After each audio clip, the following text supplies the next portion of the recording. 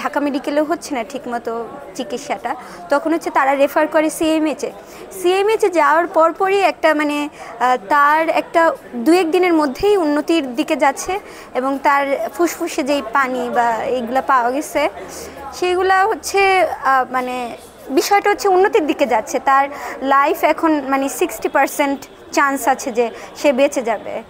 তো এই যে 60% চান্স থাকার বিষয়টা হচ্ছে খুবই মানে একটা মানে আমাদেরকে একটা আশার আলো দেখাতে পারে।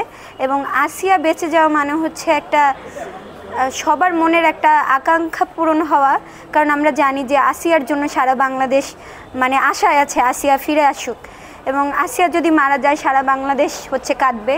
এবং এই জায়গাটা হচ্ছে আমরা দেখতে পাই যে ধর্ষণ ও নিপীড়ন বিরোধী বাংলাদেশ প্ল্যাটফর্ম থেকে আমরাই সর্বপ্রথম হচ্ছে নেমেছি রাজপথে, এবং সেখান থেকে আমাদেরকে হচ্ছে সবার প্রথমে আমরাই হচ্ছে ধর্ষণ বিরোধী আন্দোলনগুলা মানে সংগঠিত করার চেষ্টা করেছি।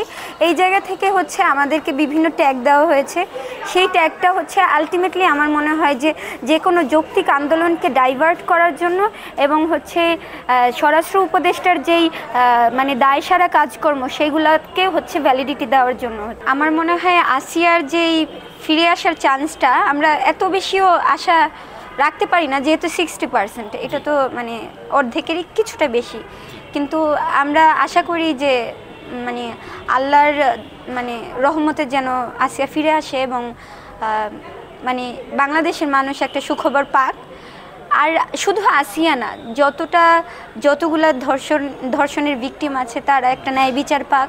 বাংলাদেশে যেন ধর্ষকদের মানে একটা দৃষ্টান্তমূলক শাস্তি হোক, এবং এই দৃষ্টান্ত দেখে যেন হচ্ছে ভবিষ্যতের ধর্ষকরা বুঝে যায় যে বাংলাদেশে বিচার হয় এবং তার যেন বুক কাঁপে ধর্ষণ করতে।